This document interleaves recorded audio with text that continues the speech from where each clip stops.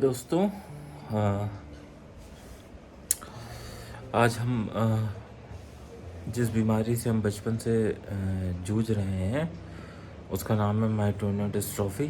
और माइटोनिया डिस्ट्रॉफी के बारे में ही आज हम बात करेंगे कि पेशेंट को किस तरीके से माइटोनिया डिस्ट्रॉफी के चलते रहना चाहिए और कैसे सरवाइव करना चाहिए। मेरी उम्र 39 इयर्स हो गई है और अभी तक माइटोनिया डिस्ट्रॉफी को लेकर के कैसे ज़िंदगी को व्यतीत किया है, ज़िंदगी को जिया है, उसके चलते हम लोग बात करेंगे। और डॉक्टर्स के अनुसार क्या क्या हो सकता है उसके चलते बात करेंगे।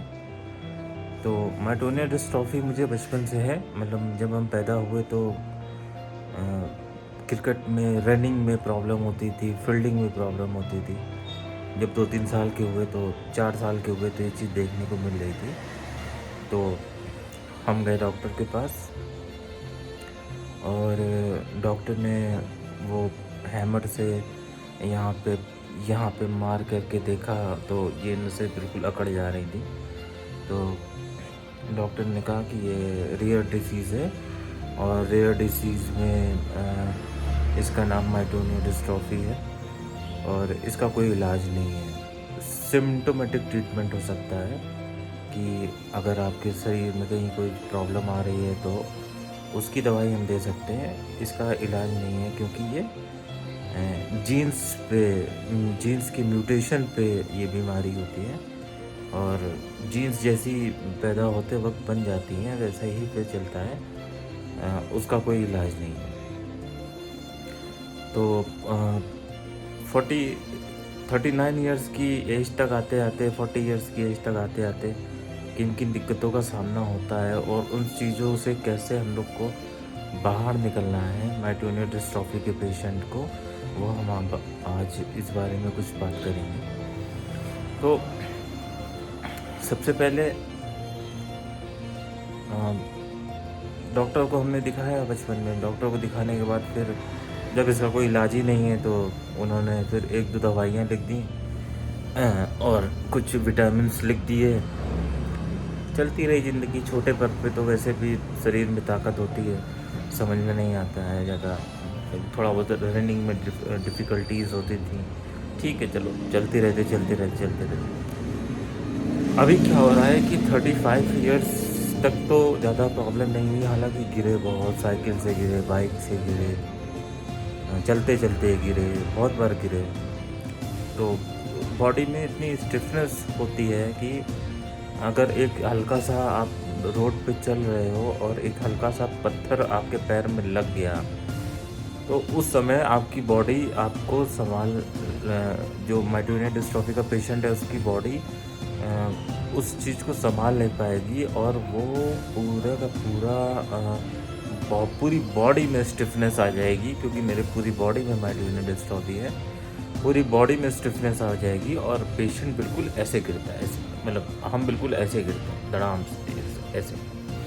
तो जब ऐसे गिरते हैं तो ना सर संभाल पा रहे हैं, ना हाथ संभाल पा रहे हैं, ना पीठ संभाल पा रहे हैं। तो कई बार मेरे इधर पीछे साइड बिल्कुल रोड से ऐसे हिट होता है तो कभी कभी बेहोशी आ जाती है गिरते समय। फिर उसके बाद फिर डॉक्टर को दिखाते हैं तो सीटी स्कैन और ये वो। तो ये मेरे ब्रेन का जो सीटी स्कैन है वो बहुत बार हो चुका है, माइटोनिया डिस्ट्रॉफी की वजह से नहीं। माइटोनिया डिस्ट्रॉफी से गिरने की वजह से जब मेरा सर पूरा रोड से टकराता है या किसी दीवार से टकराता है तो वो इतनी तेज़ टकराता है कि यहाँ पे चोट लगती है और हमें हल्की सी बेहोशी आ जाती है।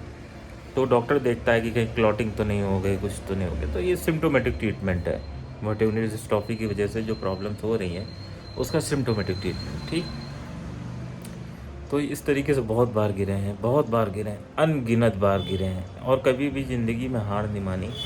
डॉक्टर ने कहा साइकिल नहीं चलानी है, पूरी ज़िंदगी क्लास 7 से लेकर के क्लास 12 तक, उसके बाद और 2 साल 3 साल पूरा साइकिल हमने चलाई है, पूरी साइकिल चलाई है। और छोटी मोटी साइकिल नहीं चलाई है, 15-15 किलोमीटर, 10-10 किलोमीटर। तो कभी भी इस बीमारी से हार नहीं मानी।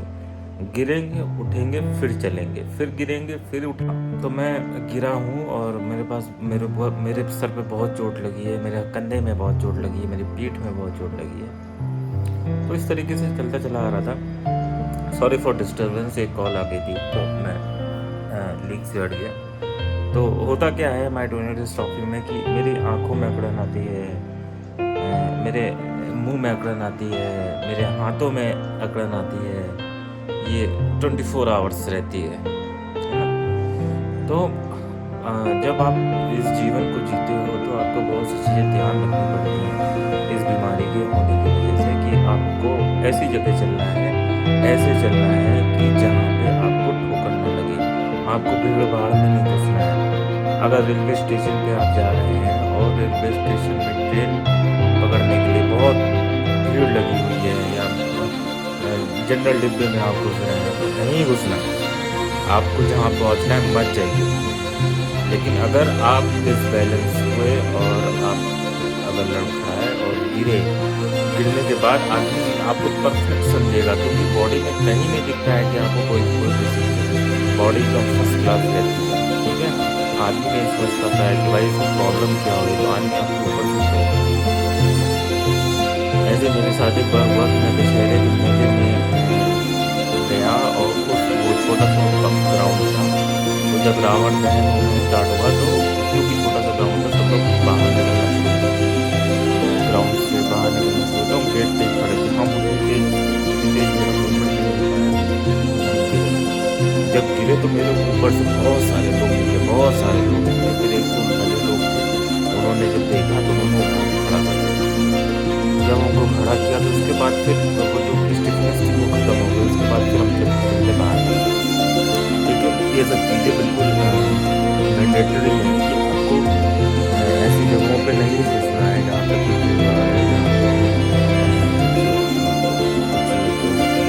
हिंसा हो सकती है, या यहाँ पे दौड़ना पड़ सकता है, ऐसी जगहों पे आपको नहीं जाना।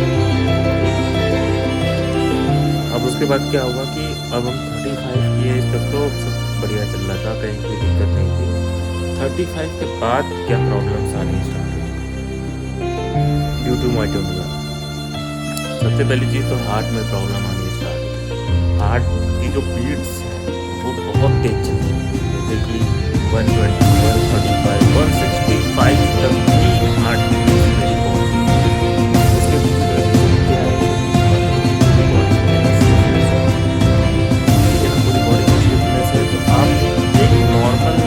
आदमी एक नॉर्मल इंसान एक कदम बढ़ाने के लिए मेहनत करता है, उसकी 20 टाइम्स मेहनत उनको करनी पड़ती है एक स्टेप बढ़ाने के, एक कदम बढ़ाने के। स्टिफनेस से पूरी बॉडी में, बॉडी एकदम स्टिफ रहती है। अब उसको आपको आगे चलाना है तो ऑब्वियस सी बात है आपको ज़्यादा देनी पड़ेगी। जब ज़्यादा देनी पड़ेगी तो हार्ट को काम ज़्यादा करना पड़ता है। जब हार्ट को काम ज़्यादा करना पड़ता है तो हार्ट की बीट्स बढ़ने लगती है। तो आपको पैल्पिटेशंस टाइप होने लगते हैं। तो सबसे कॉमन जो माइटोनिया डिस्ट्रॉफी है, हार्ट को आपको रिलैक्स नहीं, आप रख ही नहीं सकते हो रिलैक्स, क्योंकि आपको चलना पड़ेगा, आपको भागना पड़ेगा, आपको दौड़ना पड़ेगा, आपको चीज़ें कहीं जाने। अब कोई नॉर्मल इंसान है, उसको कोई स्ट्रेस है, स्ट्रेस है, उसकी हार्ट बीट्स बहुत स्ट्रेस होगी तो 100 पहुंच जाएगी, 95 पहुंच जाएगी। लेकिन माइटोनिक डिस्ट्रॉफी वालों को अगर वो स्ट्रेस ज़िंदगी जीने की ले रहे हैं तो उनकी हार्ट बीट 100 अबव चलेगी, 120, 125। और ये जो जब ये हार्ट लगातार 40-45 ईयर्स तक जब ज़्यादा हार्ट बीट दे रहा है, ज़्यादा हार्ट बीट कर रहा है, तो वो अपनी क्षमता से ज़्यादा काम कर रहा है। ठीक है, जब वो अपनी क्षमता से ज़्यादा काम कर रहा है तो एक समय ऐसा आएगा कि उसका काम करने की क्षमता कम होने लगेगी, क्योंकि आपने उसको बहुत यूज़ कर लिया। तो होता क्या है कि वो हार्ट बीट जो 120, 130 चल रही थी वो एकदम से डाउन होनी शुरू होगी। क्यों? क्योंकि अब उसके अंदर उतनी पावर नहीं रही, उसने अपनी क्षमता से 200% काम किया, तो हार्ट बीट्स कम होने लगेंगी। जब कम होने लगेंगी तो आपको हार्ट में डलवाना पड़ेगा पेसमेकर। इसी वजह से माइटोनिया डिस्ट्रॉफी के जो पेशेंट्स हैं उनको पेस मेकर की ज़रूरत बहुत जल्दी पड़ जाती है। एक चीज़ ये है, ठीक है? तो बिल्कुल तैयार रहिए कि आपको पेस मेकर डलवाना ही पड़ेगा 45 या 49 की एज तक जाते जाते। बिल्कुल हार्ट आपका साथ देना छोड़ देगा। उसके बाद हार्ट में भी मसल्स होती हैं, उसमें भी माइटोनिया है, ठीक है? तो जो पंपिंग होती है हार्ट्स की, जो वॉल्व्स होते हैं, उसमें भी प्रॉब्लम्स आना स्टार्ट होती हैं। तो जैसे ही आपको हार्ट में कोई प्रॉब्लम लगती है या ब्रीथिंग डिफिकल्टी होती है या हल्का सा चक्कर टाइप का आना शुरू होता है, आप तुरंत कार्डियोलॉजिस्ट से संपर्क करिए। वो कुछ मेडिसिन देगा या फिर आपका हार्ट अगर बीट कम हो गई है, 45, 50, 55 तक बीट पहुँच गई है, तो आपके हार्ट में पेस मेकर डालेगा तो आपकी ज़िंदगी चलेगी, है ना? आपकी डेथ नहीं होगी, आपकी ज़िंदगी चलती रहेगी। तो मेरे प्रॉब्लम्स हार्ट में आ रहे हैं, मैंने कार्डियोलॉजिस्ट को दिखाया था, तो कार्डियोलॉजिस्ट ने बताया कि अभी इसको ऑब्जर्वेशन में रखते हैं, अगर दिक्कत होगी तो पेस मेकर डालना पड़ेगा। तो अभी हम ऑब्जर्वेशन में हैं, हो सकता है कि आने वाले नियर फ्यूचर में कोई पेस मेकर टाइप की चीज़ डाल दी जाए। दूसरी चीज़ क्या होती है बॉडी में डायबिटीज़। बॉडी में डायबिटीज़ दो टाइप की माइटोनिया होती है, DM1, DM2 का ज़्यादा डिफरेंस हमें पता नहीं है। जो हमको है वो है DM1। तो जो DM1 वाले होते हैं उनको डायबिटीज़ होने की चांसेस बहुत रहते हैं। तो डायबिटीज़ की शुरू अब मीठा खाना भी नहीं चाहिए। तो दो चीज़ें हो गई और जो माइटोनिया डिस्ट्रॉफी के पेशेंट होते हैं उनकी एवरेज 63 ईयर्स तक होती है। कुछ उससे पहले चले जाते हैं, कुछ उसके बाद तक चले जाते हैं, लेकिन एवरेज डॉक्टर कहते हैं 63 ईयर्स तक माइटोनिया डिस्ट्रॉफी सडन अचानक से हार्ट में माइटोनिया डिस्ट्रॉफी आ गई और उसने काम करना खट से बंद कर दिया और आपकी सडन डेथ हो गई। तो इन सब चीज़ों के लिए बिल्कुल तैयार रहना पड़ता है एज के बाद। अभी तो 40 तक तो कोई प्रॉब्लम नहीं है, 40 के बाद बहुत सारी प्रॉब्लम माइटोनिया डिस्ट्रॉफी से आती है।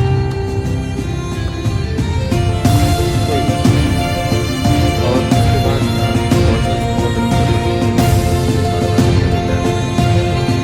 ज़रूरत से ज़्यादा तेज नहीं चलना है। योग, एक्सरसाइज कोई फायदा नहीं होगा। अगर आप योग कर रहे हो, आप सांस वाला कर रहे हो, अनुलोम विलोम कर रहे हो, ऐसा प्राणायाम कर रहे हो, ठीक है, आपकी जो टिश्यूज हैं वो अच्छे काम करेंगे, ठीक है, वो आप करते हो। लेकिन आप अगर भागने दौड़ने वाला योग कर रहे हो या फिर आप कुछ डंबल उठा रहे हो या फिर आप ट्रेडमिल पे वॉक कर रहे हो या आप उस समय तो फील करोगे कि आपकी माइटोनिया ठीक हो गई है या आपका मूवमेंट प्रिवेंट हो गया है। लेकिन आप जैसे ही फिर थोड़ी देर के लिए आराम करोगे, आधे एक घंटे में और फिर से काम करना शुरू करोगे तो माइटोनिया डबल ट्रिपल हो जाएगी, क्योंकि आपने मसल्स पे जोर डाला है, अब वो वीक हो रही है, ठीक है। इसलिए कोई भी एक्सरसाइज मत करो। सांसों की एक्सरसाइज, ब्रीथिंग एक्सरसाइज आप कर लो, वो ठीक है। 1 मिनट यार, कोई बाहर से आवाज़ आ रही है, 1 मिनट 1 मिनट।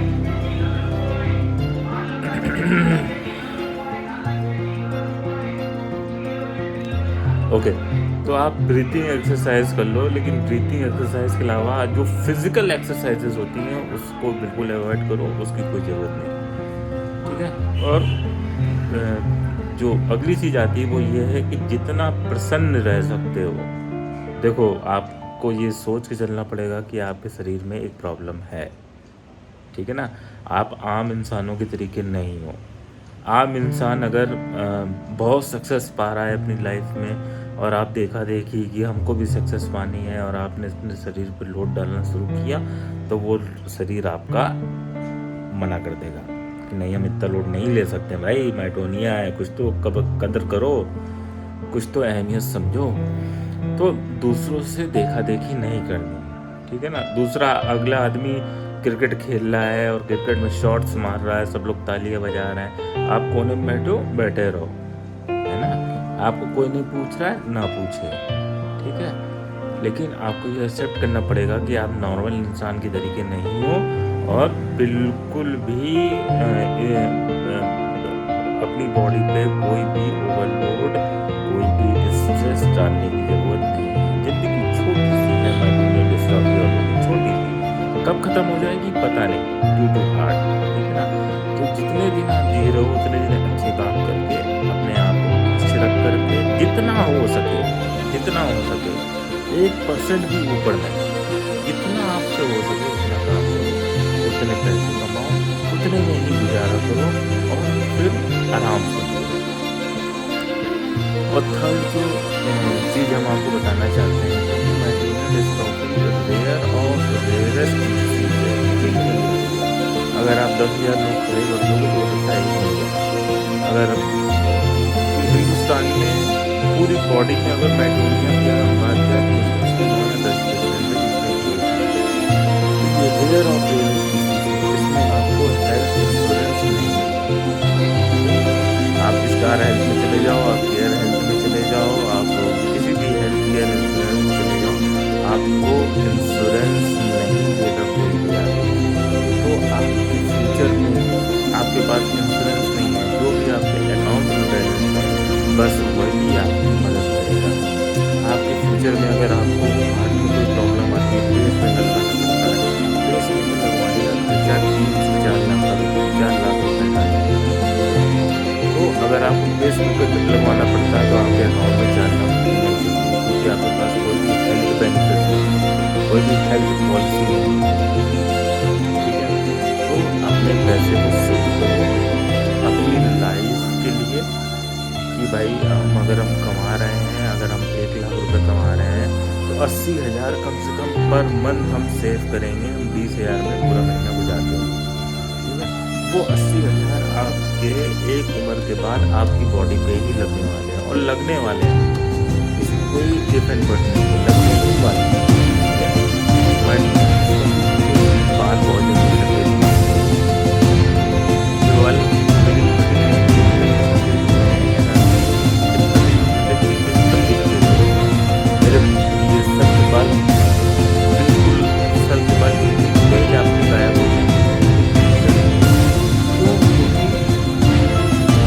बाल प्रोटीन से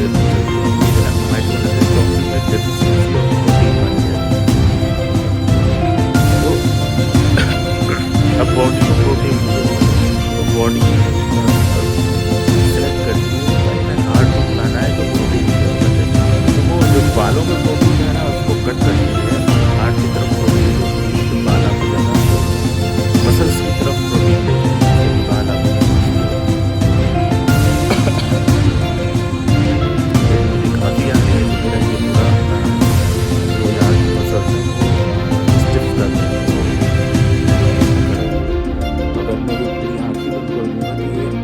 अगर मैंने ये आंखें बंद कर दी तो ये आंख अब खुलेगी नहीं, क्यों? क्योंकि